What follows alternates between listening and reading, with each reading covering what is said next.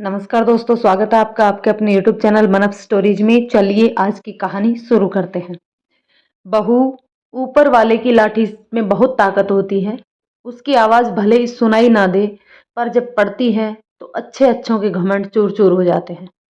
कुछ तो रहम कर हम बूढ़ों पर। 2 वक्त की रोटी तो चैन से खाने दे। शारदा जी अश्रु भरे आंखों से बोल रही थी। कौन मना किया है आपको चैन की रोटी खाने से? खाइए, पर खुद के बलबूते पर, ना कि हमारे ऊपर बोझ बनकर। सूखी रोटी के 2 टुकड़े प्लेट में फेंकते हुए रूपाली बोली। वाह बहू वाह, सब कुछ तो छीन लिया हमसे, अब बचा ही क्या है? पर तू घबरा मत, ऊपर वाले के घर देर है अंधेर नहीं। तुझे वक्त रहते सबक जरूर सिखाएंगे। बड़ी आई मुझे सबक सिखाने वाली। अब जल्दी से रोटी खाइए और रसोई में जाकर अपना काम कीजिए। सुबह से सारे काम ऐसे ही पड़े हैं। और हाँ, बाबूजी से कह दीजिए बाहर बगीचे में साफ सफाई करने और अच्छे से झाड़ू मारने को। आज मेरी बहुत सारी सहेलियां आने वाली हैं, तो मुझे गंदगी बिल्कुल भी पसंद नहीं है।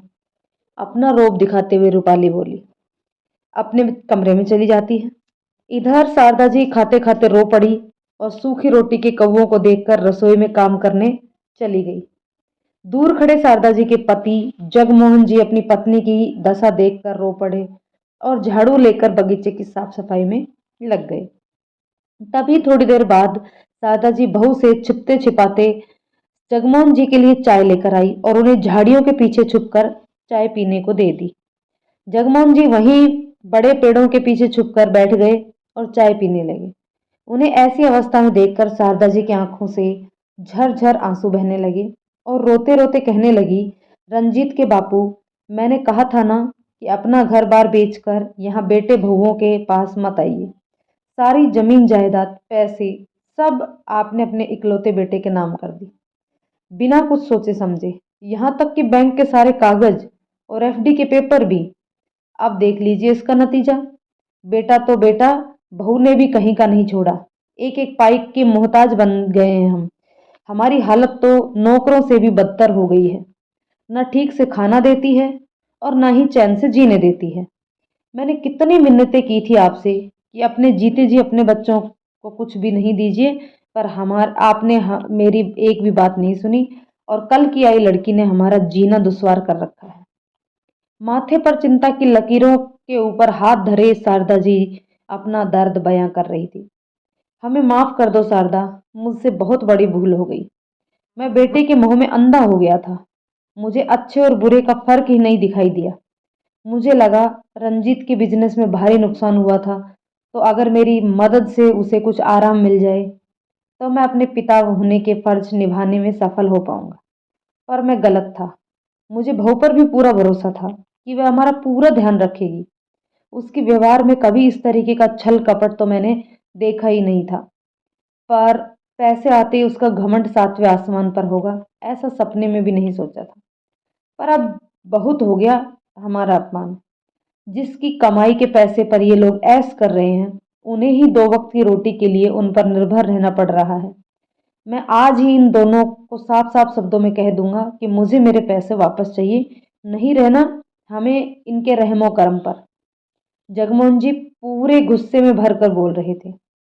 अब तो जगमोहन जी और शारदा जी को रात का इंतजार था कि कब रंजीत आए और अपने दिल की बात कहे। जैसे तैसे दिन कट गया। रात के 8 बजे रंजीत आया और आते ही अपनी माँ और बाबूजी पर गुस्सा करने लगा, क्योंकि दोनों पति पत्नी हॉल में बैठकर रंजीत का इंतजार कर रहे थे। पहले तो रंजीत के आने से शारदा जी और जगमोहन जी अपने कमरे में चले जाते थे। उन्हें कहा गया था कि रंजीत के आते ही रोज का दुखड़ा नहीं सुनाना। बीते कुछ सालों से जगमोहन जी और शारदा जी ने रंजीत को सुनाना ही छोड़ दिया था, क्योंकि रंजीत उनकी बातों पर यकीन ही नहीं करता था। उनको लगता था कि मेरे माता पिता जानबूझकर मेरी पत्नी के खिलाफ मेरे कान भरते हैं।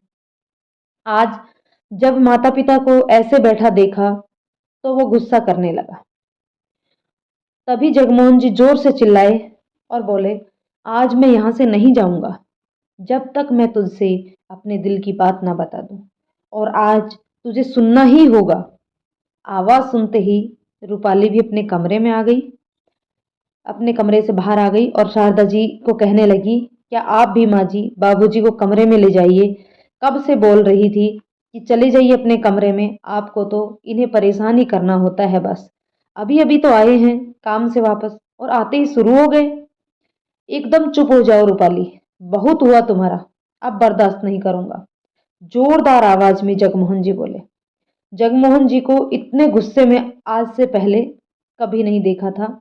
रंजीत ने और रूपाली ने पहले हमेशा सबका सुनकर बिल्कुल शांत रहते थे, पर आज यह रुद्र रूप देखकर दोनों पहली बार देख रहे थे। तो रंजीत बोला, तो बताइए आपको क्या कहना है। गुस्से से जगमोहन जी ने कहा, मैं और मेरी पत्नी कल ही वापस जाएंगे। अब मुझे एक पल भी इस घर में नहीं रहना है। मेरे जितने भी पैसे हैं वह कल के कल मुझे चाहिए, और जितने भी कागज और बैंक के पेपर हैं वह भी मुझे अभी के अभी चाहिए।